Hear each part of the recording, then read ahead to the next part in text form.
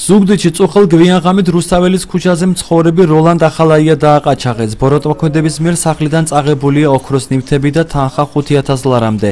როგორც დაყაჩაღებული შვილმა წუხელ განაცხადა, სახლიდან ასევე წაყვანილია ოჯახის კუთვნილი ავტომანქანა, თუმცა ის მოგვიანების სამართალ დამცავებმა იპოვეს. გაუღო დედაჩემმა კარი და შეიჭრა სამი შეიარაღებული ადამიანი. დიახ, ნიღბიანი ადამიანი დააყაჩაღეს, ნაცემები არიან.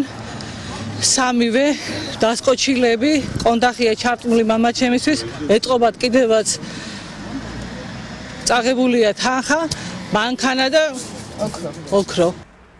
დაშავებული როლანდ ახალაია წუხელვე გადაიყვანეს ზუგდიდის რესპუბლიკურ საავადმყოფოში. მას პირველადი დახმარება საავადმყოფოში გაუწიეს. როლანდ ახალაია ბაზრის მიმდებარე ტერიტორიაზე ვალუტის გადამცველი ჯიხურის მფლობელია.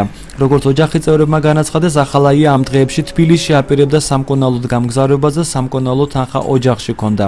ახლობლები ძარცვას ამ თანხას უკავშირებენ.